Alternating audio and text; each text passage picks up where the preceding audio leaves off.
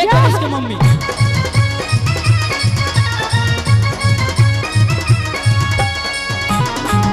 ताली के साथ। और ना ही खाई खोबा में बना ही मिसरी मलाई,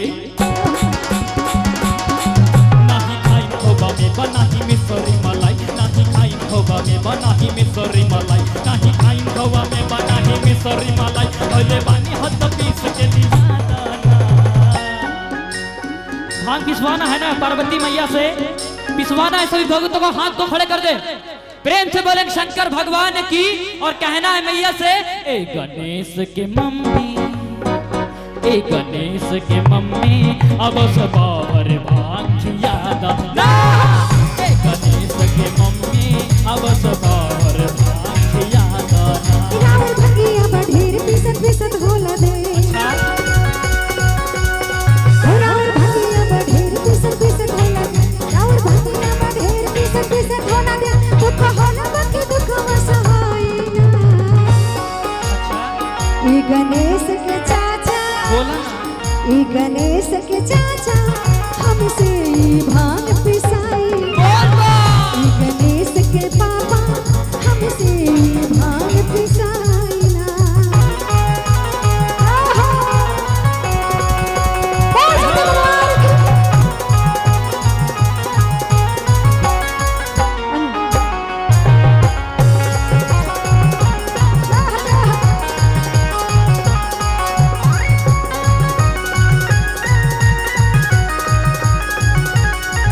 नाही खाई में खोआ मलाई मिसरी, नाही चितवा से भंगिया के स्वाद बिसरी।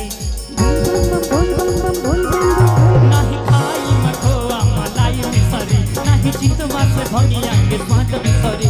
सुन बतिया हमारे ही ना भावे के बिना हमरा सामने से जल्दी हटा दो ना। क्या बात है?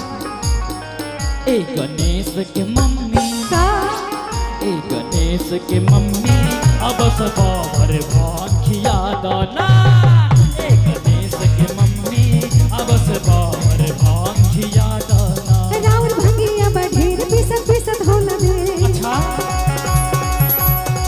रावण भंगिया बढ़ेर पिसत पिसत होला दे। रावण भंगिया बढ़ेर पिसत पिसत होला दे। दुख होला बाकी दुख वसहाइना। ई गणेश के पापा, बोला ना, ई गणेश के पापा हमसे ई भांग पिसाई। जय हो। ई गणेश के पापा हमसे ई भांग पिसाई ना। जय हो, जय हो।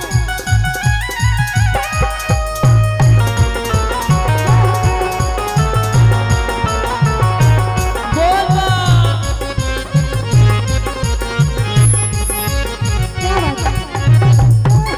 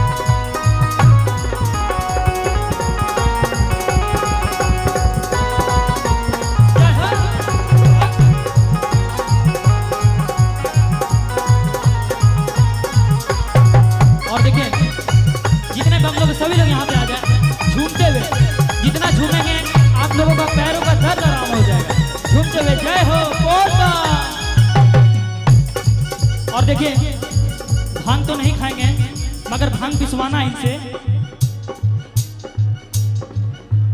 और कहना है हो अच्छा भंगिया न देबो त गांजा मल काम मेहनत के कौन बाई जल्दी कर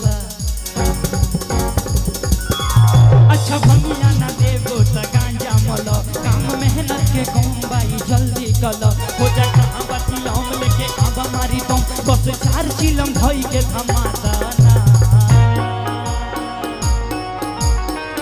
ए गणेश के मम्मी बोला ना ए गणेश के मम्मी अब से बाबर भांखिया दाना ए गणेश के मम्मी अब से बाबर भांखिया दाना राउर भंगिया बढ़ेर पिसत होला दे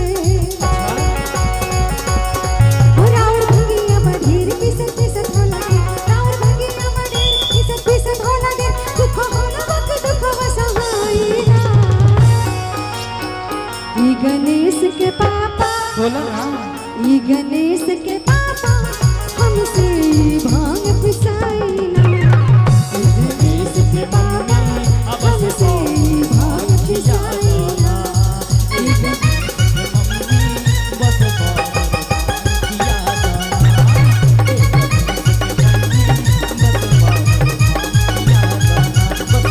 भांखिया दाना बस बाबर